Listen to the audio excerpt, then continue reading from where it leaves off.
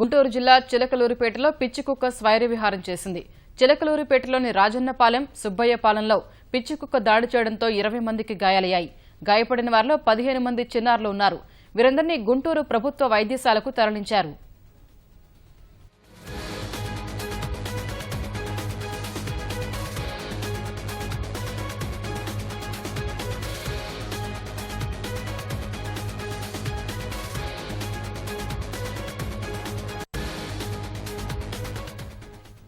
గుంటూరు జిల్లా చిలకలూరిపేటలో పిచ్చికుక్క స్వైర విహారం చేసింది.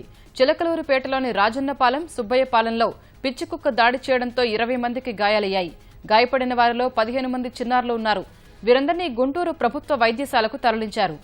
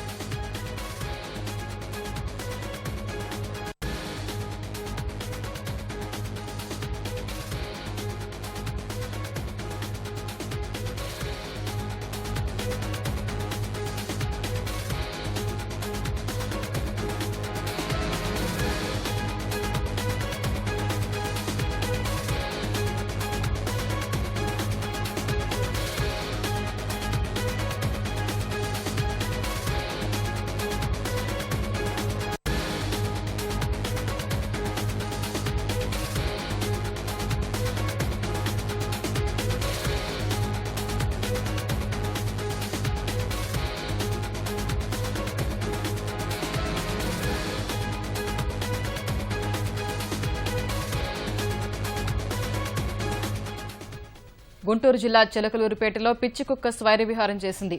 చిలకలూరిపేటలోని రాజన్నపాలెం, సుబ్బయ్యపాలెంలో పిచ్చికుక్క దాడి చేయడంతో 20 మందికి గాయాలయ్యాయి. గాయపడిన వారిలో 15 మంది చిన్నారులు ఉన్నారు. వీరందరినీ గుంటూరు ప్రభుత్వ వైద్యశాలకు తరలించారు.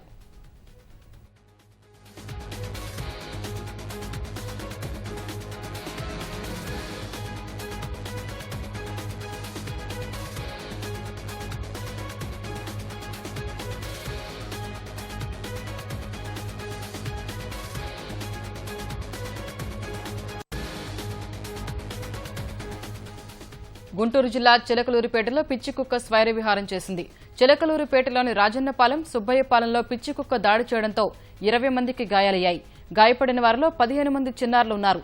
వీరందరినీ గుంటూరు ప్రభుత్వ వైద్యశాలకు తరలించారు. మరింత సమాచారం మా ప్రతినిధి శ్రీనివాస్ మోహన్ అడిగి తెలుసుకుందాం. శ్రీనివాస్ మోహన్, ప్రస్తుతం చిన్నారుల పరిస్థితి ఎలా ఉంది? స్వప్న, ఈరోజు చిలకలూరిపేటలోని 2 ప్రాంతాల్లో పిచ్చికుక్క స్వైర విహారం చేసిన ఘటనలో 20 మంది గాయపడ్డారు. ఇందులో 15 మంది చిన్నారులు ఉన్నారు. కొద్దిసేపటి క్రితమే వీరిని గుంటూరు సమగ్ర ప్రభుత్వ ఆసుపత్రికి చిలకలూరిపేటలో కొంతమందికి ప్రథమ చికిత్స చేసిన అనంతరం ఇక్కడ తీసుకొచ్చారు.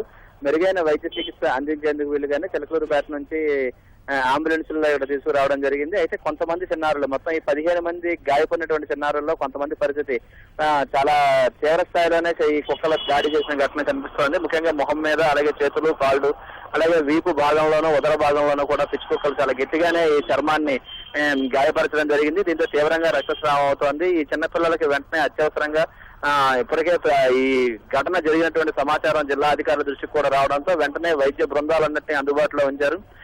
ఇప్పుడే కొద్దిసేపటి క్రితమే దీనిలో తీవ్రంగా గాయపడినటువంటి వారందరికీ కూడా తక్షణం శస్త్రచికిత్సలు అందిస్తున్నారు. అయితే పెద్దల పరిస్థితి, అంటే వచ్చినటువంటి 5 కొంచెం పెద్దలు ఉన్నారు, వాళ్ళ పరిస్థితి కొంత మెరుగ్గానే ఉన్నప్పటికీ చిన్నపిల్లలు తీవ్రమైనటువంటి ఒక పక్క ఎండవేడి, మరో పక్క నొప్పి భరించలేక తీవ్ర స్థాయిలో వాళ్ళ వ్యాధులు ఏడుస్తూ ఉన్నారు. దీంతో ఈ ప్రాంతంలో పిల్లల్ని సముదాయించేందుకు, అలాగే మెరుగైన వైద్య చికిత్సలు అందించేందుకు విధంగా కూడా వైద్యాధికారులు ఏర్పాట్లు చేస్తున్నారు. ముఖ్యంగా గుంటూరు జిల్లాలో ఈ కుక్కల స్వైర విహారంలో పిల్లలపై దాడులు చేయడం, అలాగే కుక్కల ఘటనలు ఇటీవల కాలంలో కొంచెం పెరుగుతూనే ఉన్నాయి.